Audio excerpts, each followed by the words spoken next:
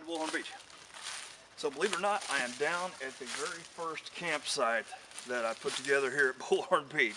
It doesn't look like much now, but this is the first campsite we stayed at. My kids came over, we had a good time out here, and I'd like to do some more camping down here.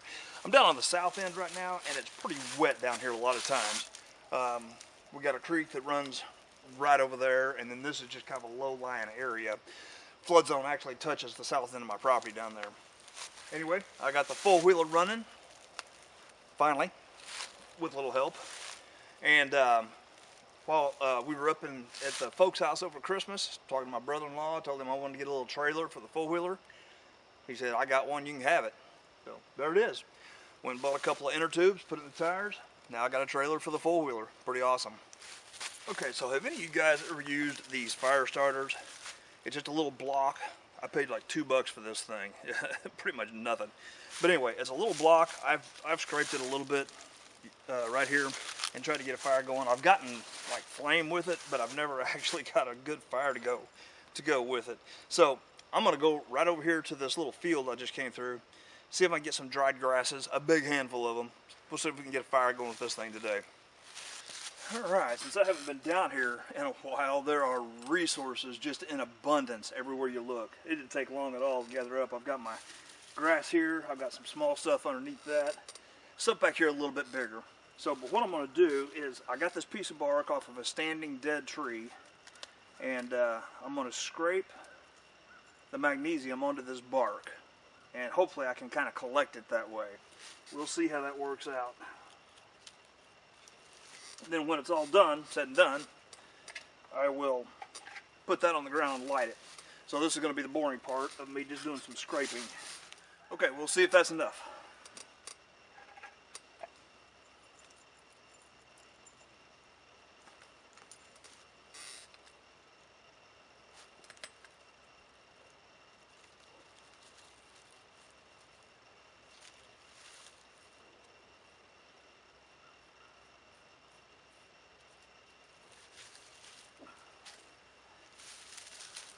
Okay, got our grass right here.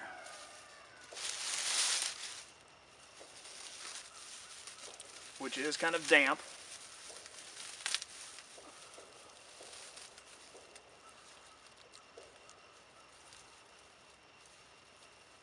Let me move that camera around so you can see what I'm doing here. Alright, now my plan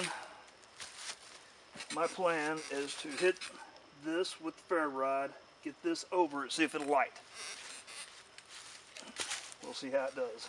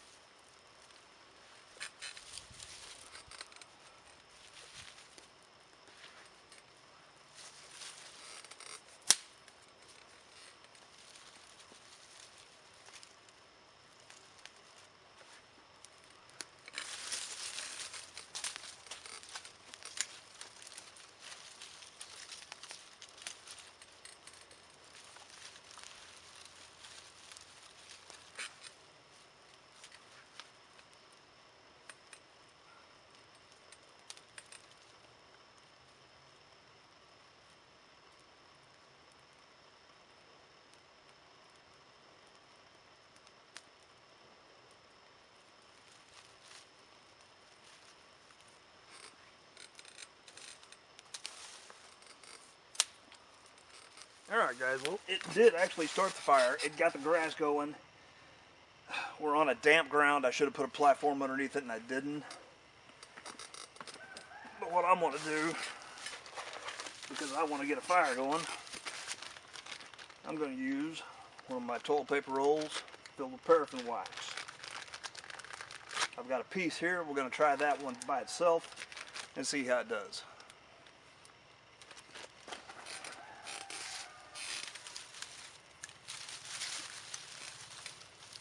Yeah, see, that grass isn't even all burned.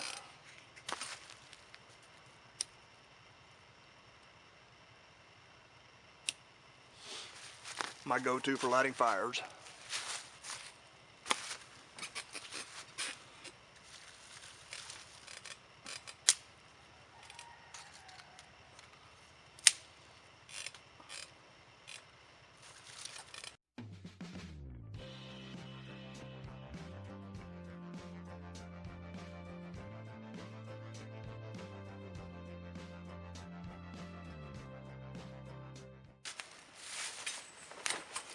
Alright guys, not a big fan of the $2 fire starter.